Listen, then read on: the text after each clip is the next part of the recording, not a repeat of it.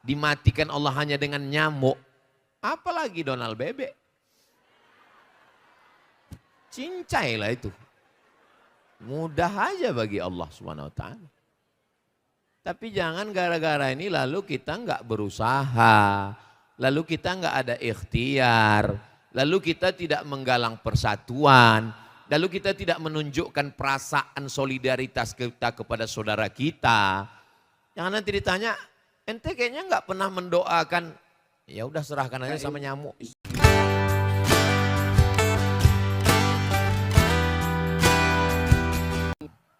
Maka itulah dia yang bertuhan. Kalau mau tepuk tangan, kalau ragu nggak usah.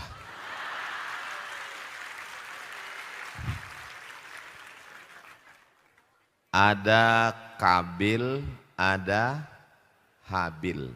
Memang kalau habis buka ini lupa memang. Datang Kabil mau menimpakan batu besar ke kepala Habil. Apa kata Habil?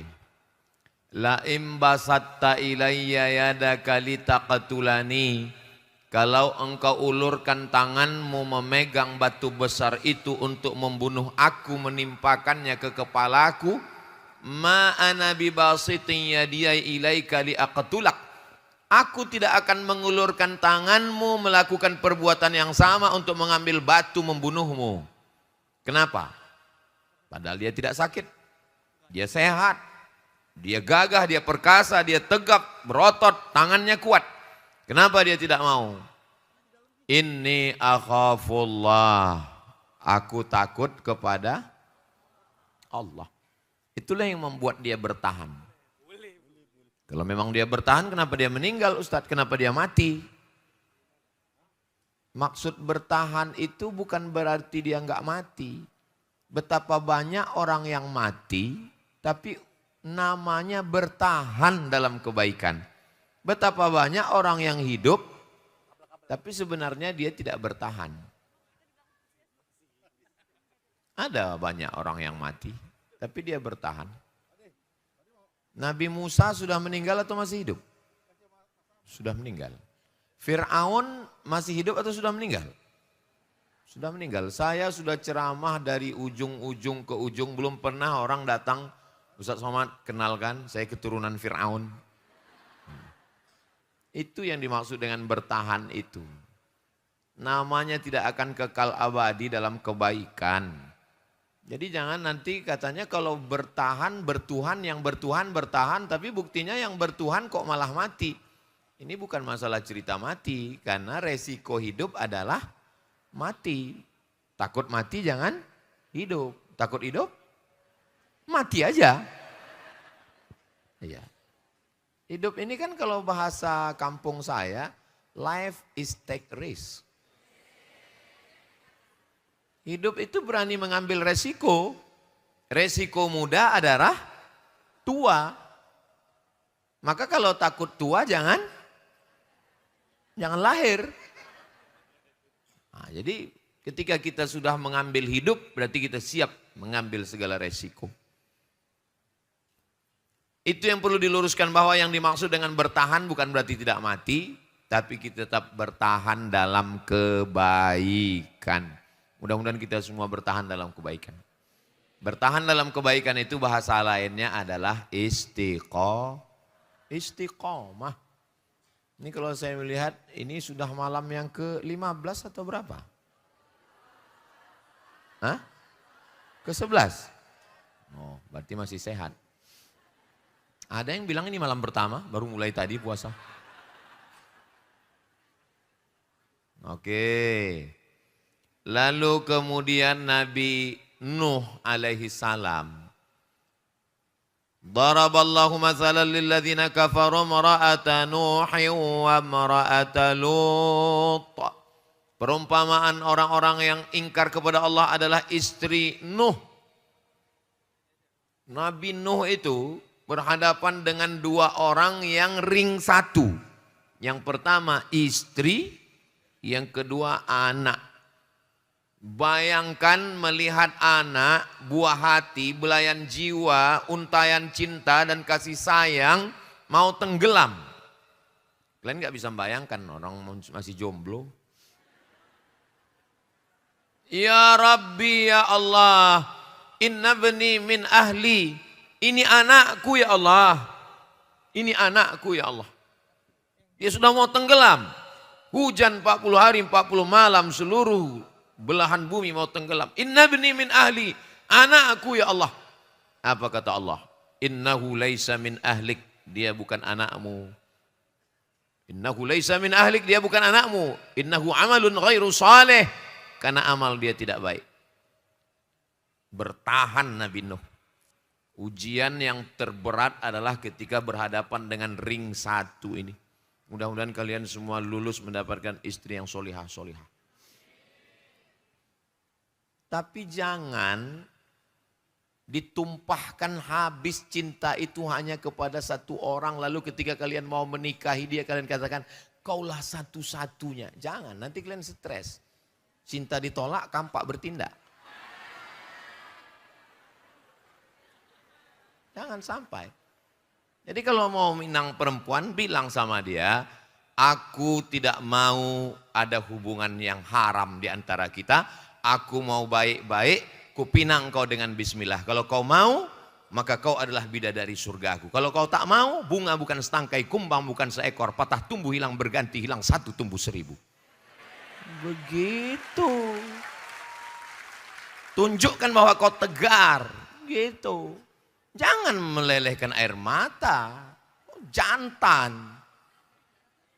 Nah, kalau mau nangis setelah pulang. Pulang baru kau nangis di situ. Menangislah di atas sajadah. Tiba-tiba dapat undangan dia, undangan pernikahan. Datang menunjukkan kau bertuhan. Makanya kau bertahan. Datang naik ke atas pelaminan itu. Ucapkan barakallahu lakum wa baraka alaikum wa jama'a bainakum fi khair. Kebetulan kita melihat ada tamu kita yang merupakan sahabat kata protokol yang ada di acara itu. Kita minta dia untuk menyanyikan lagu. Nyanyikan. Mestinya aku yang di sana. Nyanyikanlah. Jadi tunjukkan bahwa kau bertuhan. Bahwa hidup ini kan mau orang kaya, mau pejabat, mau orang berotot, mau hebat. Hidup ini yang terdiri dari jantung, nafas, paru, buah pinggang, tulang, kulit, darah. Siapapun yang kita letakkan di atas ini, pejabat, orang kaya, konglomerat, diplomat, penjual tomat, ustadz. Semuanya sama. Yang terdiri dari tulang, kuku, bulu, kulit, jantung, paru. Apa bedanya? Enggak ada. Yang membedakan yang sejengkal ini kan. Cuman inilah yang membedakan. Sejengkal ke atas, sejengkal. Kalau di face off ini, sudah. Nafas kita, nafas cuma 2. Sekali tarik ke atas, sekali hembus. Sekali tarik, sekali hembus. Makanya disebut menghembuskan nafas yang terakhir. Nggak bisa ditarik lagi. Inilah hakikat manusia. Lalu yang membedakannya apa? Yang membedakannya ketika kita bertuhan. Jadi sesungguhnya, faqsusil qasasa, ceritakan kisah-kisah itu. Kisah yang mana? Kisah yang ada dalam Al-Quran itu. Al-Quran bercerita tentang orang-orang yang bertuhan. Nabi Nuh itu ujiannya berat sekali. Ya Allah, ya Allah, ya Allah, ya Rahman, jangan sampai kami mengalami beban yang seperti dialami Nabi Nuh. Rabbana la tuhammilna ma la taqata lana bih. Jangan berikan kami beban yang kami tidak sanggup untuk memikulnya ya Allah. Amin. Mendapatkan istri mak lampir. Nyi blorong, sundil bolong, suster ngesot. Heran juga saya, kenapa hantu itu kebanyakan perempuan ya? Iya. Laki-laki paling genderuwo, Dracula, itulah cuman pocong, ada feminin, ada maskulin. Tuyul juga ada laki-laki, ada perempuan. Tapi kebanyakan perempuan. Tolong kalian laporkan ini Komisi Perlindungan Perempuan. Kok banyak kali hantu perempuan? Padahal mestinya hantu itu cukup 30% aja perempuan. Kuota. Nah. Wal baladu thayyibu yakhruju nabatuhu biizni rabbih. Tanah yang subur akan mengeluarkan tanaman yang cantik indah. Walladzi khabutha la yakhruju illa nakida. Tanah yang tandus akan mengeluarkan tanaman yang enggak bagus. Setelah cerita tanaman, walaqad arsalna Nuhan ila qaumihi. Kami kirim Nabi Nuh kepada kaumnya. Apa hubungan cerita tanah dengan Nabi Nuh? Enggak connect, enggak relate, enggak nyambung. Ternyata Nabi Nuh bibit yang bagus, tapi diletakkan di tanah yang tandus, yang tumbuh pohon kaktus. Pohon kaktus dilihat enggak enak, bunganya enggak bagus, dicium hidung bengkak. Tapi kalau bunga mawar yang tumbuh di tanah yang subur, harum, semerbak, cantik, mekar, mewangi, pada akhirnya toh dia akan kuncup, kuning, dan layu. Memang perempuan bunga. Dan bunga itu sifatnya pasti ada layunya. Satu-satunya bunga yang enggak layu, ya bunga plastik. Makanya banyak sekarang perempuan enggak mau layu, akhirnya operasi. Saya enggak ada ngomong begitu. Jadi yang bertahan itu hanya yang bertuhan. Akhirnya Nabi Nuh tetap bertahan. Bahkan di antara Rasul 5 ulul azmi, Nabi Nuh yang masuk. Kenapa masuk dia dalam kategori pilihan super VVIP itu? Karena dia bertahan. Kenapa dia bertahan? Karena dia bertuhan. Habis. Kita hidup ini seperti duduk di tepi sungai, airnya lewat, dan air yang sudah lewat nggak akan kembali lagi. Sudah. Habis cerita Habil. Habis. Masuk cerita Nabi Nuh dengan Kan'an, dengan istrinya. Habis. Datang lagi cerita yang baru. Orang kalau berkuasa itu luar biasa berkuasanya. Berapa lama? 400 tahun berkuasa. Saking lamanya berkuasa, apa kata dia? Ailahun ghairi, adakah Tuhan selain aku? Rupanya orang kalau sudah terlalu lama berkuasa, lama-lama merasa jadi Tuhan. Namanya Namruz. Berapa lama dia berkuasa? 400 tahun. Berapa kali pilkada itu? Ailahun ghairi, adakah Tuhan selain aku? Semua enggak ada yang berani membantah. Siapa yang akan menghadapi dia? Yang menghadapi dia adalah yang bertuhan. Dan itulah yang bertahan. Makanya namanya kita sebutkan. Tadi di tarawih berapa kali disebutkan. Kama sallaita ala Ibrahim wa ala ali Ibrahim. Kama barakta ala Ibrahim wa ala ali Ibrahim. Ibrahim yang bertahan menghadapi dia. Menghadapi Namruz. Ibrahim gak ada memanah Namruz. Gak ada. Nabi Ibrahim gak ada menembakkan tombak ke Namruz. Gak ada.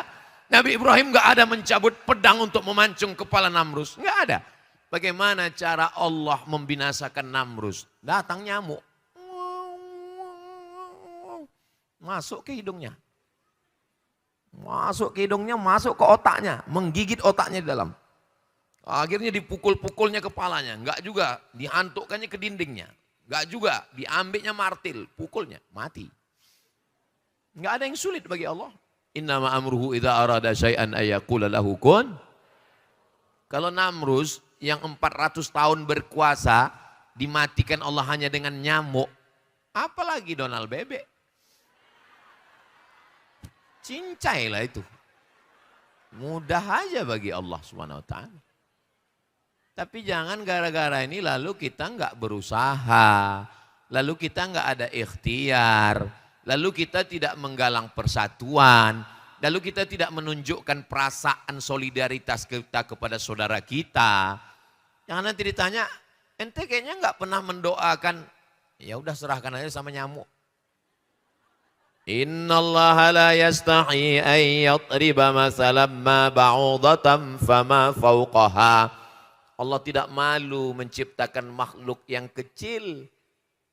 Fama fawqaha, yang lebih kecil lagi dari nyamuk.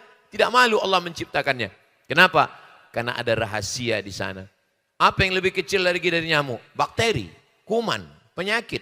Berapa banyak orang-orang kaya, pejabat-pejabat, orang-orang sombong mati karena bakteri. Begitulah hebatnya Allah Subhanahu wa taala. Nabi Musa, Nabi Ibrahim alaihissalam sampai hari ini bertahan. Dan tidak hanya Ibrahim, wa ala ali Ibrahim. Ali keluarga Ibrahim. Siapa keluarga Ibrahim? Sarah. Menikah dengan Sarah, enggak punya anak. Lalu kemudian ada seorang putri raja dari Mesir yang ditawan. Jangan katakan Hajar itu budak, lalu budak melahirkan anak. Dia bukan budak, dia putri raja yang tertawan, lalu menjadi budak. Beda kalau budak asli, dia putri raja yang tertawan, lalu menjadi budak, dinikahkan dengan Nabi Ibrahim. Itulah dia Sarah, mengandung setelah Nabi Ibrahim berumur 96 tahun. Dengan doanya Rabbi habli minas sholihin, Rabbi habli minas sholihin, Rabbi habli minas sholihin. 96 tahun. Jamaah datang, Ustadz tolong doakan saya punya anak. Sudah berapa lama kau berdoa? Baru pagi tadi.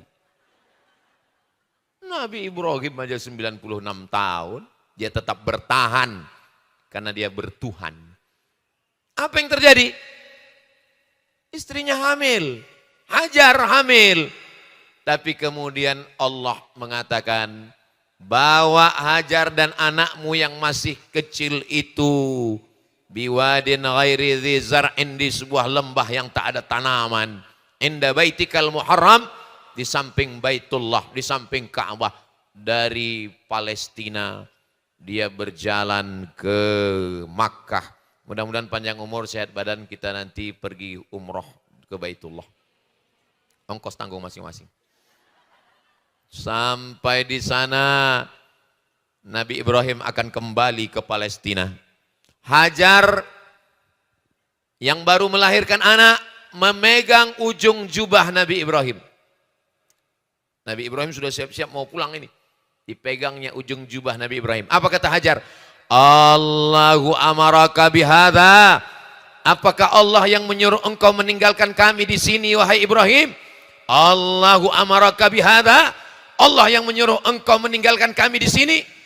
Tentu suaranya enggak setajam itu. Masa ngomong sama suami gitu? Allahkah yang menyuruh engkau meninggalkan kami di sini, wahai Akang Ibrahim? Atuh, kalau dia kebetulan orang Sunda. Apa jawab Nabi Ibrahim? Nabi Ibrahim hanya menjawab dengan satu kata, Naam. Iya. Langsung Hajar melepaskan tangannya dan berkata, Idzan la yudayyi'ana. Kalau memang Allah yang menyuruh, dia tidak akan menyia-nyiakan kami. Kenapa dia bertahan? Karena dia bertuhan. Perempuan, anak raja, punya suami, nabi, mengandung anak kecil, melahirkan anak kecil, ditinggalkan di lembah yang tak ada tanaman, lumut pun tak ada. Karena tak pernah turun hujan, kering kerontang. Bayangkan sendiri Saudi Arabia musim panas. Jangankan kita, sendal swallow begulung macam martabak. Panasnya minta ampun. Ditinggalkan di situ. Kenapa dia bertahan di situ? Karena dia bertuhan. Apa kata dia? Yang meninggalkan kami pencari rezeki. Dan yang bersama kami di sini pemberi rezeki. Yang meninggalkan kami Ibrahim pencari rezeki. Dan yang bersama kami di sini pemberi rezeki. Lalu kenapa kami mesti khawatir? Istri-istri yang tegar beginilah yang mesti kalian cari. Ini baru pergi sebentar beli mie ayam. Jangan. Semua akan pret pada masanya.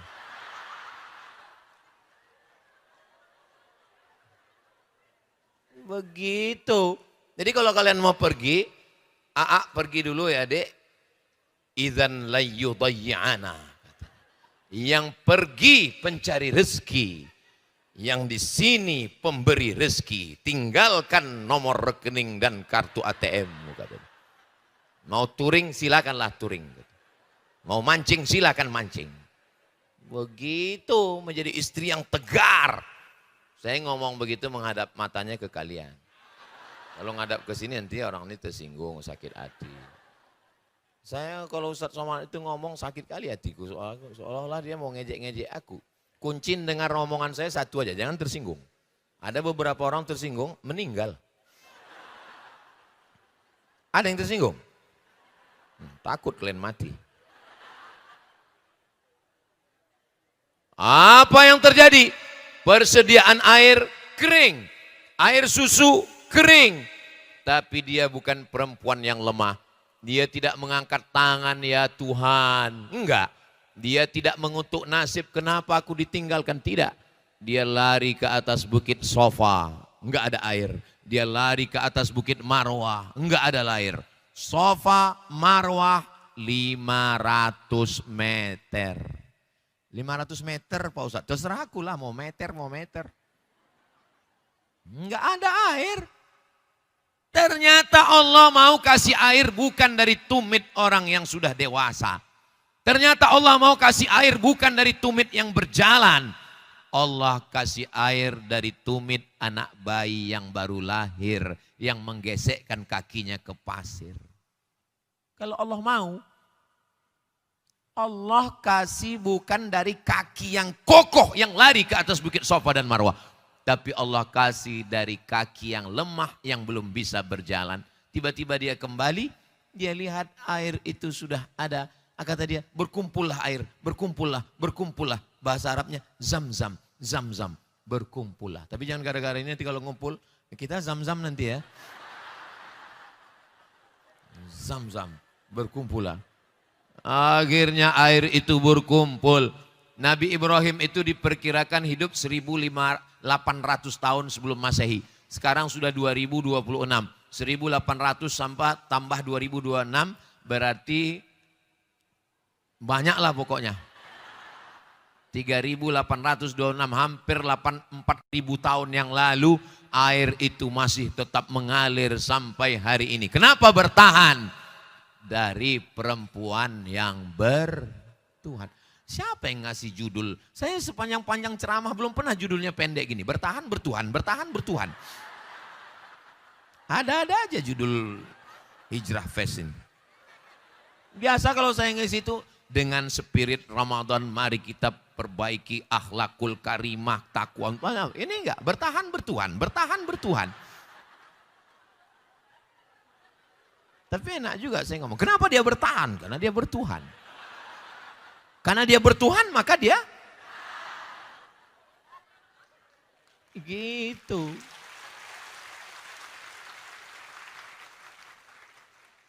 Akhirnya air itu mengalir dan kita sampai hari ini meminum airnya dengan gelas yang kecil kali.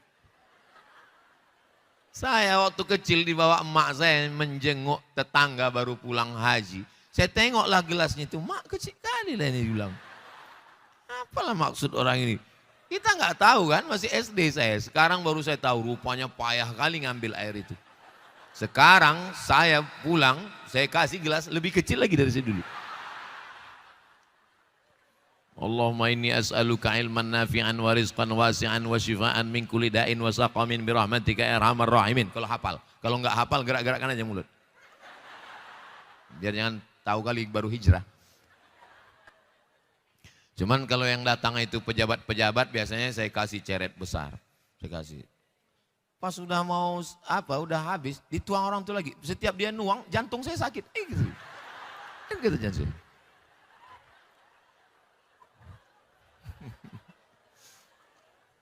Orang itu pun udah tahu sikit, diminumnya juga. Apalah salahnya dibiarkannya aja gitu kan? Nah, Ternyata begitulah Allah ingin menunjukkan siapa yang bertuhan dia akan bertahan. Setelah anak remaja, falamma balagha ma'ahu sa'ya, ketika sudah sampai dia bisa berusaha, apa yang terjadi? Datang Nabi Ibrahim alaihissalam. Ya bunayya, ya ibni, oh my son. Tapi kalau ya bunayya, oh buah hati, belayan jiwaku, untayan kasih sayangku. Itu arti makna ya bunayya. Ya bunayya, wahai ananda, inni ara fil manam, aku melihat dalam mimpiku, anni adzbahuka, aku menyembelih lehermu. Fanzur madza tara, apa pendapatmu wahai anakku? Kalau mau mengetes anak kita itu bertuhan dan bertahan, cobalah pakai ini. Pulang dari sini nanti bilang sama dia, ya bunayya, wahai anakku, iya papa, tadi malam aku melihat dalam mimpiku aku menyembelihmu. Langsung diteleponnya Pak Kapolsek. Pak, kelihatannya ayahku udah agak lain ini, ku tengok katanya. Apa jawab Nabi Ismail? Ya abati. Lihat jawabannya. Kalau sekedar ayah, ya abi. Tapi di atas itu yang lebih lembut. Ya abati. If'al ma tu'mar. Laksanakan perintah Allah. Satajiduni insyaallahu minas sabirin. Kalau Tuhan pergi ke Makkah, jangan lupa singgah ke Madinah. Sudah lama saya tausiah, di acara Hijrah Fest ini kamera pun pakai abaya. Luar biasa. Begitulah hijrahnya. Bukan cuma orang yang pakai kamera pun pakai abaya. Di mana-mana kan kalau saya tausiah itu kamera itu nampak kakinya kurus. Ini pakai abaya. Memang betul-betul udah hijrah ini memang.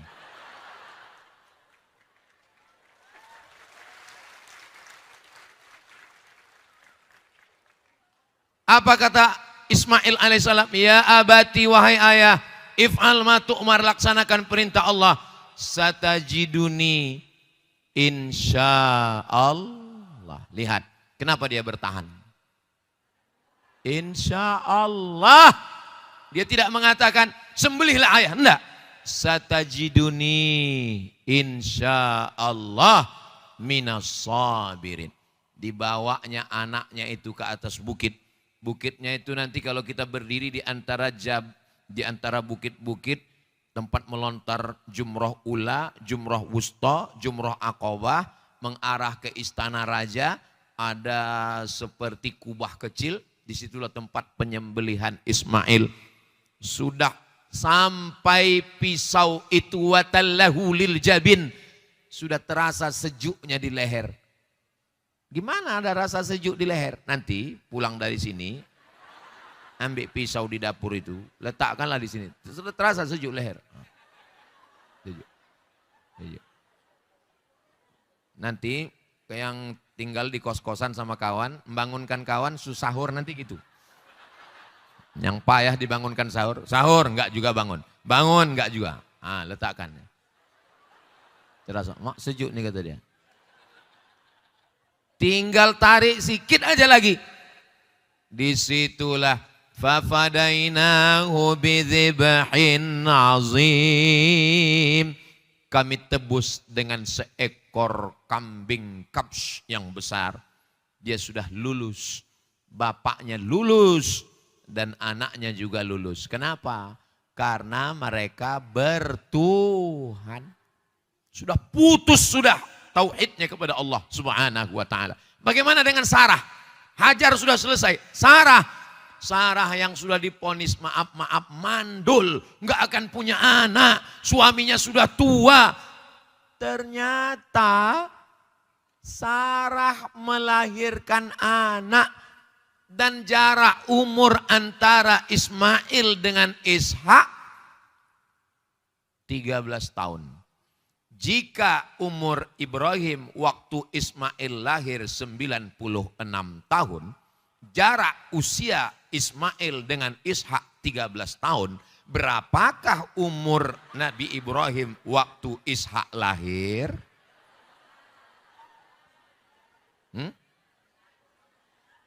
Mestinya soal CPNS itu begitu.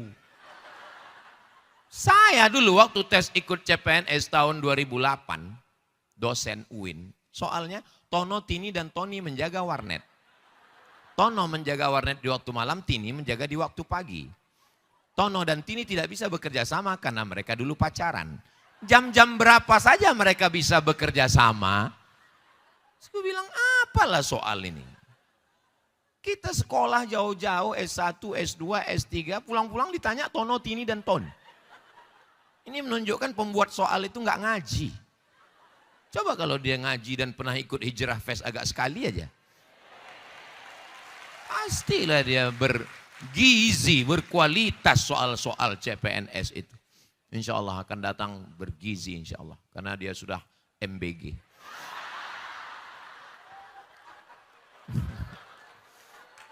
Nah, dia memang iklan itu masuknya 30 menit. Lalu kemudian ternyata hamil. Ishak, bahasa Ibraninya. Bahasa Arabnya yithak, yadhak, dohika yadhaku, yithak, yadhak. Artinya tersenyum. Ishak itu artinya tersenyum. Kenapa tersenyum? Nabi Ibrahim tersenyum melihat perbuatan Allah terhadap dirinya. 96 tahun gak punya anak. Istri sudah divonis mandul. Menikah dengan Sarah. Diantarkan Hajar ke tempat yang jauh. Ternyata punya anak. Senyum. Pada akhirnya setelah melihat takdir hidup kita ini. Akhir-akhir ujung-ujungnya nanti kita akan tersenyum. Saya kalau saya lihatlah takdir Allah ke hidup saya. Allah. Akhirnya saya tersenyum juga. Tengoklah senyum saya. Tersenyum saya melihat bagaimana Allah mengatur hidup saya. Pulang saya kuliah. LC Al-Azhar Mesir, MA Maroko. LC MA. Lagi cemas mencari anak gadis. Satu pun gak ada orang yang mau mengasihkan anaknya ke saya. Dia khawatir nengok saya kurus kering, mati anakku nanti. 17 lamaran untuk nyari kerja. Filenya masih saya simpan sampai sekarang di laptop saya. Bolak-balik ganti laptop tapi file itu nggak boleh hilang. Untuk mengenang bahwa hidup marit pontang panting tunggang langgang lintang pukang. Kepala jadi kaki, kaki jadi kepala. Lamaran ke sini, lamaran ke sini, lamaran ke sini. Nggak ada. Sampai akhirnya saya ikut tes dosen di UIN Ciputat. Jakarta ini saya ikut tes dosen. Tes bahasa Arab, TOEFL. Test of Arabic Foreign Language. Lulus. Mesir 4 tahun, Maroko 2 tahun. Kecil lah. Jangan tepuk tangan dulu, sedih nanti ceritanya. Saya menulis tesis 300 halaman di Maroko, Darul Hadis. Yang manusia diterima di situ cuma 20 orang. 15 orang orang Arab dan cuma 5 orang orang asing dan akulah salah satunya. 300 halaman sudah disidang oleh 3 profesor berbahasa Arab. Rijalul Muwatta was Sahihain alladzina dha'afahumun Nasa'i fi kitabid du'afa wal matrukin jam'an wa dirasatan. 300 halaman. Tiba-tiba pas keluar pengumuman, saya pun gak berani ngelihat pengumuman itu. Pas saya lagi di Metro Mini di Kampung Melayu. Lagi saya pegang, orang lagi rame. Masuk SMS. Saya buka SMS dari kawan. WhatsApp belum ada lagi. SMS. Mat, kau nggak lulus katanya. Kan udah aku bilang tadi jangan tepuk tangan. Itulah kalian. Mat, kau nggak lulus katanya. Turun saya di terminal Kampung Melayu. Saya injak aspal Kampung Melayu itu kayak lembut kayak dodol.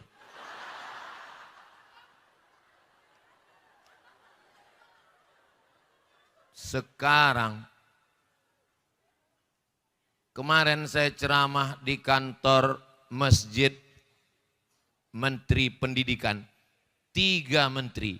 Menteri Pendidikan Tinggi, Menteri Pendidikan, Menteri Kebudayaan, wakil-wakil menteri. Pada akhirnya saya tersenyum melihat takdir saya itu.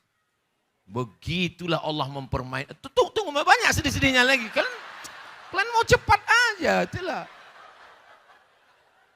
Gak ada akhirnya. Di Brunei Darussalam saya, pulang saya dari Maroko, tiket saya cuma sampai di Jeddah. Habis itu saya melaksanakan haji, temus, tenaga musiman, ngurus jamaah haji. Habis itu 3 bulan saya kerja, nyari duit. Habis itu saya pun pulang beli tiket ke Brunei Darussalam. 15 hari habis visa, keluar saya sebentar ke Kucing. Habis itu masuk lagi. 15 hari habis visa, keluar lagi saya ke Kucing. 40 hari saya ngelamar nyari kerja ke sana kemari. Enggak ada satu pun dapat. Makanya kemarin waktu saya ceramah di depan Sultan. Ada kalian tonton videonya? Kalau belum nanti ku share. Datanglah orang berbisik ke saya. Ustadz Somad, ya, ini yang di atas ini semuanya orang Brunei. Belum pernah dalam sejarah orang asing ada di sini. Ustadzlah orang pertama yang ada di sini. Tersenyum saya melihat takdir. Bagaimana Allah mempermainkan nasib saya itu. Tapi saya berdoa, jangan sampai kalian macam aku. Enggak kuat kalian. Biar aku aja.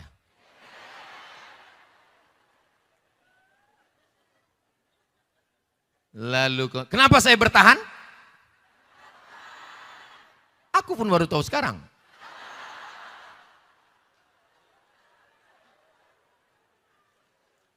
Habis. Ini ibarat kita sedang duduk di tepi sungai. Lewat satu Kabil Habil. Selesai. Datang masa Nuh. Selesai. Datang masa Ibrahim. Selesai. Datang masa Musa. Musa lebih menyakitkan lagi. Kalau Nabi Ibrahim, Nabi Ismail, Nabi Musa masih dalam kandungan, belum lahir, sudah ada razia. Razianya apa? Semua anak kecil sembelih hidup-hidup. Apa dosa Musa? Enggak ada dosa Nabi Musa. Tiba-tiba Fir'aun waktu itu suatu malam bermimpi, dia lihat ada anak bayi menarik mahkotanya. Besok pagi dia kumpulkan semua One Team Fir, Dewan Pertimbangan Fir'aun. Kumpul semua, kumpul. Ini gawat darurat nih katanya. Ada apa Mas Fir? Tadi mohon maaf Pak Firman ya. Tadi malam aku bermimpi. Apa mimpinya? Ada anak kecil menarik mahkota aku. Datanglah dukun. Dukun ini biasanya kalau sekarang lembaga survei. Wah ini bahaya ini Pak. Ini bahaya. Ini ada anak lahir ini, anak lahir ini mengancam, ini ancaman ini. Jadi gimana tindakannya? Kalau begitu semua anak yang lahir sembelih. Itu yang diceritakan di awal surat Al-Baqarah. Yudzabbihuna abna'akum wa yastahyuna nisa'akum. Kira-kira udah mirip Ustadz Muzamil belum? Sikit kau bilang. Semua anak kecil disembelih. Tapi lihatlah bagaimana. Yang menyelamatkan Nabi Ibrahim. Yang menyelamatkan Nabi Musa. Bukan laki-laki yang gagah perkasa. Tapi makhluk yang dikatakan orang lemah tak berdaya. Wa auhayna ila ummi Musa. Kami ilhamkan kepada ibu Musa. An ardi'ihi, susukan anakmu. Anak, biar supaya dia tenang, susukan. Makanya kalau membawa anak kecil naik pesawat, susukan. Fa in khifti alaihi, kalau kau takut nanti dia ditangkap tentara Fir'aun. Fa alqihi fil yammi, hanyutkan dia ke sungai Nil. La takhafi, jangan takut. Wala tahzani, jangan sedih. Inna radduhu ilaiki. Nanti kami akan mengembalikannya kepadamu. Wa ja'iluhu minal mursalin. Kami akan menjadikannya rasul kami. Dihanyutkanlah sungai Nil, sungai terpanjang dari mulai Mesir sampai ke Sudan, sampai ke lembah Victoria, menembus laut Mediterania. Disitulah dihanyutkan Nabi Musa alaihissalam. Dihanyutkan. Ternyata hanyutnya ke tempat perempuan yang selama ini ingin punya anak. Dan dia merindukan anak. Enggak hamil. Lalu kemudian dia melihat ada kotak kayu. Hah? Ada kotak kayu. Dia panggil dayang-dayangnya. Ambil itu ada kotak kayu. Akhirnya dibuka, mereka buka, mereka lihat. Wow, amazing. Kaget mereka. Ada anak kecil katanya. Rupanya Allah Ta'ala ingin menyelamatkan. Dia justru hidup di rumah Fir'aun. Fir'aun yang mau membunuh dia. Di rumah Fir'aun itulah dia besar. Tapi Fir'aun udah mulai curiga. Kata Fir'aun agak lain anak nih, gue tengok kata Fir'aun. Ini ku tes dulu. Lalu Fir'aun ngomonglah ke ibu Dharma wanita ini kan, kata dia. Coba kita tes dulu mama. Ya kita tes, diletakkanlah bara api sama roti. Kata Fir'aun, nanti kalau anak ini ngambil roti, berarti betul dia yang akan mengambil mahkotaku. Kita sembelih dia. Dan Nabi Ismail, Nabi Musa hampir mengambil roti karena setan mengarahkan tangannya. Tapi kemudian Allah menolong, dia mengambil bara api, terkena lidahnya sedikit. Kalau lidah kita lecet ngomong kita kan nggak jelas kan? Nah itu makanya kawan saya Pak Ustadz lidahnya bagus nggak jelas juga ngomongnya.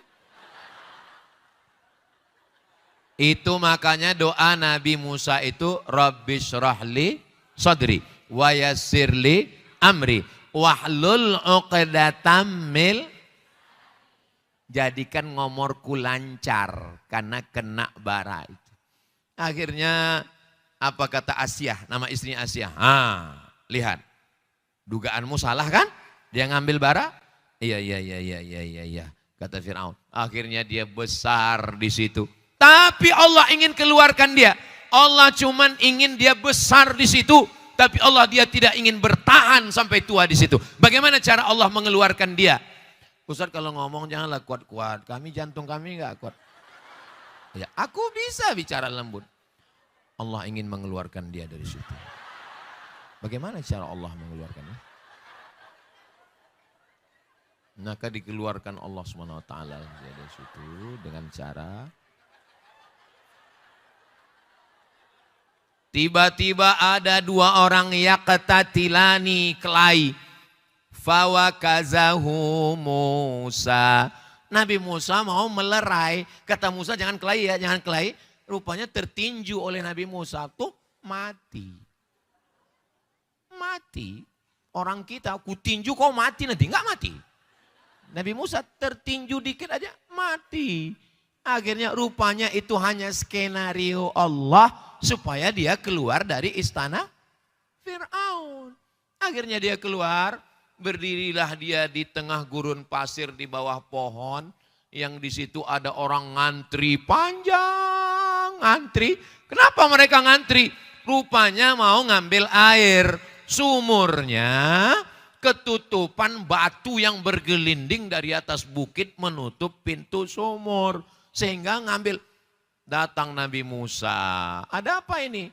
Ini ketutup pintu. Didorong sana Nabi Musa batu. Batu ini sudah didorong 30 orang gak bergerak. Didorong Nabi Musa bergeser. Pantasan sekali pukul mati. Tenaga 30 orang. Dia orang. Nah kata mereka. Karena kau yang bisa mendorong silakan kau ngambil air duluan. Bukan aku kata Nabi Musa. Ladies first. Ternyata di situ ada perempuan yang lagi ngantri. Nah, perempuan inilah yang ngambil air. Akhirnya perempuan ini bertanya, kamu dari mana mau kemana? Tinggalnya di mana? Nah, akhirnya rupanya ini anak Syuaib. Kata dia saya nggak punya tempat tinggal. Oh kalau gitu bapak saya juga lagi mau mencari pekerja. Akhirnya dibawalah Dan kebetulan anak Nabi Syuaib ini menjunjung air di atas kepalanya, Nabi Musa di belakang. Tiba-tiba angin bertiup kencang sehingga mohon maaf nampak lekuk tubuhnya. Biasa orang kalau angin kencang kan bertiup. Zaman dulu begitu. Zaman sekarang nggak ada angin pun nampak lekuknya. Lalu kemudian kata Nabi Musa, anak Syuaib, ya kamu di belakang biar aku yang ke depan. Kenapa dia bertahan? Dia bertuhan. Mereka terus sampai ke Syuaib. Sampai ke Syuaib, apa kata anak Syuaib? Inna khaira man ista'jartal qawiyul amin. Ayah mau cari pekerja kan? Iya. Inna khaira man ista'jarta. Kalau mau cari pekerja sifatnya dua ya. Yang pertama, al-qawiyu, orangnya kuat.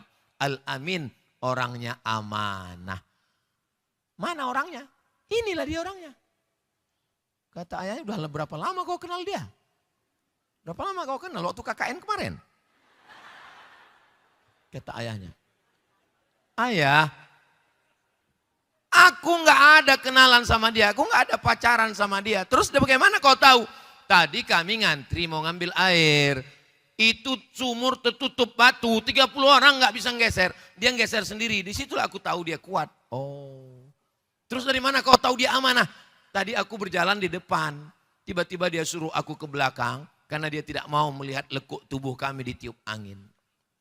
Jadi kenalan dengan laki-laki itu enggak perlu sampai 5 tahun pacaran untuk mengetahui sifatnya. Cukup sekali berjalanan cari tempat sumur yang ada batunya, suruh dia geser. Bisa dia geser, bilang sama dia, kau lulus fit and proper test. Ini sampai kenalan 5 tahun. Apa ini? 5 tahun nggak nikah-nikah, itu sama dengan iklan roti. Dibuka, dijilat, dicelupin, nggak makan-makan. Yang rugi laki-laki apa perempuan? Ngaku lagi. Akhirnya dipekerjakan, lihat dia. Kata Syuaib, perempuan dengan laki-laki yang baik tidak boleh diperpisahkan, maka kalian mesti dipersatukan. Tapi maharnya samaniyah hijaj. Kau nikah dengan anakku, maharnya 8 musim mengembala kambing. 8 musim itu artinya 8 tahun. Digenapkan Nabi Musa menjadi 10 tahun. Enggak ada satupun ayat Al-Quran bercerita tentang cantiknya anak Syuaib. Enggak ada. Satu-satunya ayat yang bercerita tentang anak Syuaib cuma 1 ayat. Bagaimana? Tamshi ala istihya, berjalan dengan sifat malu-malu. Ternyata kalau ada perempuan yang menjaga malu, perempuan yang menjaga kemaluan, perempuan yang memiliki sifat malu, maka dia layak untuk dipinang dengan mahar 10 tahun menjaga kambing bapaknya. Sekarang banyak orang cantik tapi tak tahu, bukan kata saya. Mudah-mudahan Allah menjaga anak-anak muda ini semua insya Allah. Ustadz kok mengatakan mudah-mudahan Allah menjaga anak muda? Kalau orang tua nggak perlu dijaga. Malaikat maut udah dekat. Jangan gitulah Pak Ustadz. Ini kami kan nggak muda semua, ada juga orang tua. Saya tidak melihat ada orang tua di sini. Kalaupun ada, itu hanyalah anak muda yang terjebak di tubuh yang tua. Kenapa Allah buat dia 8 tahun mengembala kambing disempurnakan 10 tahun? Karena untuk jadi pemimpin mesti sabar seperti orang mengembala kambing. Mengembala kambing kalau kambingnya 30 berangkat, pulangnya juga mesti 30. Kalau di situ ada kambing jantan, kambing betina, kambing kurus, kambing gemuk, kambing hamil, maka semuanya mesti selamat. Maka mestinya menjadi pemimpin, presiden, bupati, gubernur, wali kota, DPR, DPRD, DPD, mesti fit and proper testnya disuruh gembala kambing. Mengembala, menjaga, kesabaran, mengayomi, melindungi. 30 ekor kambing ini jangan sampai ada yang diterkam serigala. Jangan sampai ada dimakan oleh binatang buas. Begitulah cara setelah dia siap, barulah Allah mengatakan kepada dia, idhab ila Fir'aun. Pergi hadapi Fir'aun. Innahu tagha. Dia sudah melampaui batas. Wahai Musa, pergilah engkau menghadapi Fir'aun. Dia sudah melampaui batas. Tapi katanya Pak Ustadz yang bertahan itu cuma bertuhan. Ya, Nabi Musa bertahan. Tapi Fir'aun bertahan juga. Mana bertahan? Mati dia tenggelam di Laut Merah. Tapi Nabi Musa meninggal juga Pak Ustadz. Makanya definisinya bukan berarti bertahan itu enggak mati. Sama-sama meninggal. Tapi Fir'aun matinya dalam keadaan su'ul khatimah. Sedangkan Nabi Musa dikenang sepanjang zaman. Sampai hari ini orang Israel tetap memuliakan Nabi Musa. Nasrani mengakui Nabi Musa. Dan Islam mengakui Nabi Musa. Berapa orang di Indonesia ini yang namanya Musa? Coba survei. Begitulah banyaknya. Lalu kemudian Fir'aun itu sengaja diabadikan Allah. Al-yawma nunajjika bibadanika. Hari ini kami selamatkan engkau dengan badanmu. Tidak dimakan cacing tanah. Ya tapi parau-parau yang lain juga banyak yang mati Pak Ustadz. Yang dimumi. Yang enggak dimakan cacing tanah, enggak busuk. Terus bagaimana cara membedakan? Ini parau. Yang mana parau yang ketemu dengan Nabi Musa itu yang mana? Yang di dalam paru-parunya ada garam. Yang lain enggak ada garam. Kenapa di dalam parunya ada garam? Karena tersedak air Laut Merah. Waktu dia tenggelam di Laut Merah itu tersedak. Kita kalau minum tersedak air sakit enggak? Lebih sakit lagi kalau tersedak air garam. Mau merasakan gimana sakitnya mati Fir'aun? Nanti sahur ambil air garam. Masukkan ke dalam. Perih sakit minta ampun. Namrus mati karena nyamuk. Fir'aun mati karena Laut Merah. Air menyelamatkan Musa. Air menenggelamkan Fir'aun. Tenggelam. Tak ada yang sulit bagi Allah Subhanahu wa ta'ala. Kenapa Musa bertahan? Karena dia bertuhan. Sedangkan Fir'aun apa kata dia? Ana rabbukumul a'la. Aku adalah Tuhan kamu yang maha tinggi. Mati dalam keadaan su'ul khatimah. Makanya kalau ada orang yang kagetan. Banyak sekarang saya lihat postingan-postingan itu kagetan. Kaget. Seakan-akan dunia ini baru kemarin. Dunia ini udah lama guys. Kenapa kau kaget? Makanya bacalah sejarah-sejarah dalam Al-Quran itu. Bahwa Al-Quran bercerita dunia ini sudah tua. Ibarat pentas sudah berapa kali opera sudah bermain. Dan kita menonton dunia yang penuh dengan panggung sandiwara. Dan pada akhirnya layar yang kembang akan tutup, lampu akan mati, yang di atas pentas akan turun ke bawah. Ini yang ada di atas ini, kalau sudah berakhir cerita, akan turun ke bawah. Berapa menit lagi Pak Ustadz? 7 menit lagi. Ustadz kok tahu? Ada menitnya di situ. Ustadz berapa lama di atas ini? 60 menit. Habis ini aku akan turun. Yang di atas akan turun ke bawah, dan yang di bawah akan naik ke atas. Kenapa? Membereskan kursi ini. Saudaraku yang dimuliakan Allah, inilah hidup. Inilah hidup. Lalu kemudian berakhir cerita Nabi Musa alaihissalam.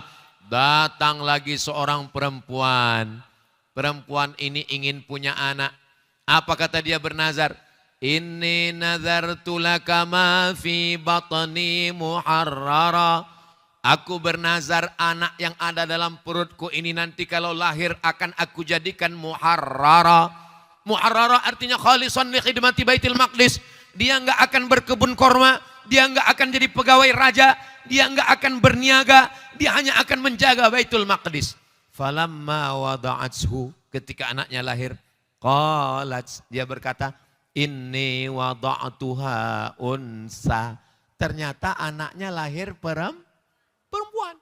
Sedangkan waktu itu yang menjaga Baitul Maqdis mesti anak laki-laki. Apa kata dia? Ya Allah, anakku perempuan. Wa inni sammaituha Maryam. Aku beri nama anakku itu Maryam. Wa inni u'idzuha bika wa dzurriyyataha minasyaitonir rajim. Aku mohon kepada engkau, jagalah dia dan jaga anak keturunannya dari setan yang terkutuk. Dan Maryam pun berada di tempat yang suci namanya mihrab. Nama itulah cikal bakal tempat imam yang disebut dengan mihrab. Siapa yang merawat dia? Ayahnya meninggal. Yang merawat dia adalah Zakaria. Kullama dakhala 'alaiha Zakaria al-mihrab. Setiap kali Zakaria masuk ke dalam mihrab, wajada indaha rizqa. Dia lihat di situ ada makanan.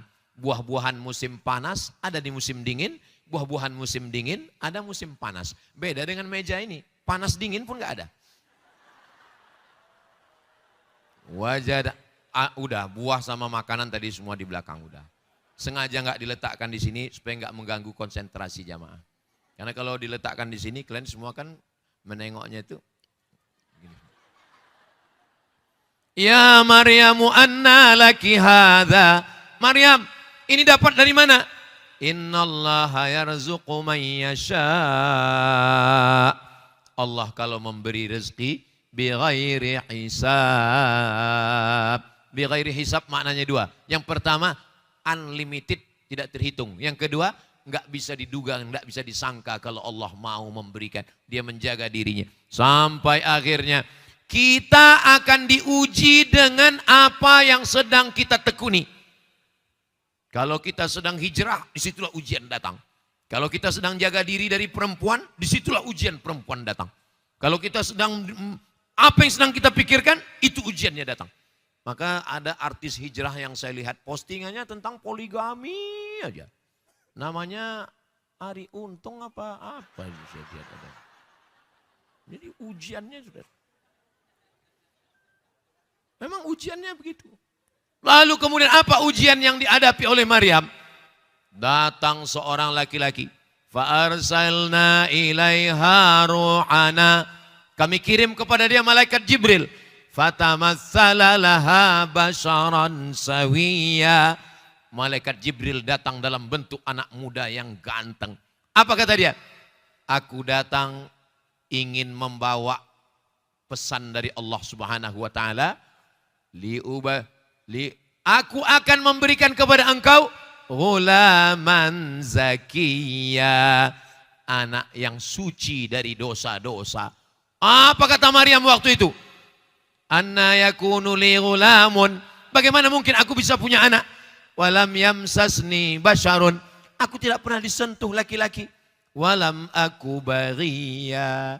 Dan aku pun tidak pernah menjadi orang yang jahat. Begitulah ujian datang. Sampai akhirnya dia melahirkan anak.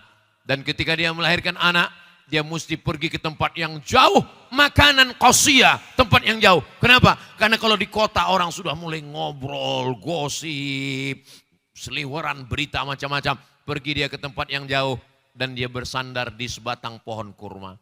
Ketika dia bersandar di sebatang pohon kurma sambil memegang Isa, apa kata malaikat, kata Allah kepada dia? Wa huzzi ilaiki bijiz'in nakhlati. Goncangkan batang pohon kurma yang ada di belakangmu. Tusaqit alaiki rutaban janiyya. Akan gugur buah korma yang ada di bawah. Gugur buah korma lalu diberikan anak. Itulah maka paling bagus ibu yang baru melahirkan anak makan buah korma. Dan anak yang baru lahir juga dikunyahkan Nabi korma cairannya diberikan. Kenapa? Karena anak baru lahir itu kedinginan menggigil. Tempat yang paling adem, ayam, nyaman adalah rahim. Maka begitu dia keluar menggigil. Makanya biasanya dimasukkan ke dalam apa itu? Karburator apa? Hah? Inkubator. Akhirnya dia nyaman. Nggak mungkin, supaya apa? Supaya dia badannya hangat. Nggak mungkin dia dikasih bandrek. Nah, dikasih minuman, dikasih dia air. Maka disusukan oleh ibunya.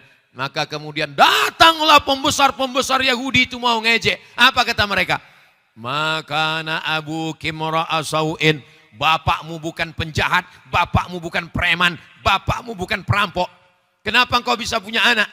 Kenapa kau bisa punya anak? Makana abu kimra'a sau'in. Kenapa kau bisa punya anak? Apa yang dilakukan oleh Nabi? Apa yang dilakukan oleh Maryam? Fa'asyarat ilaih. Maryam menunjuk anaknya. Dia tidak berkata-kata. Karena kalau dibalas 1000 kata, akan dibalas 1010 kata.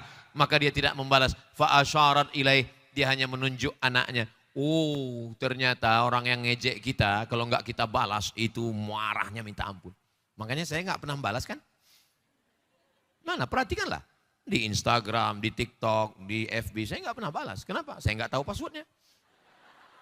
Itu admin semua yang itu untuk ngasih tahu bahwa jangan sampai ala Ustaz Somad itu sombong, nggak pernah balas DM sama sekali. Memang saya nggak mau. Kenapa? Saya takut tergoda ujian luar biasa. Sebab beberapa komen tuh saya baca, Ustaz jadikan aku yang kedua ya. Saya kan takut juga. Ustaz kan Ustaz, masa Ustaz tergoda? Saya dikasih tahu sama ibu saya, kau hati-hati godaan jadi Ustaz hebat. Aku nih Ustaz mak, yang mau goda kau setannya Ustaz juga kata dia.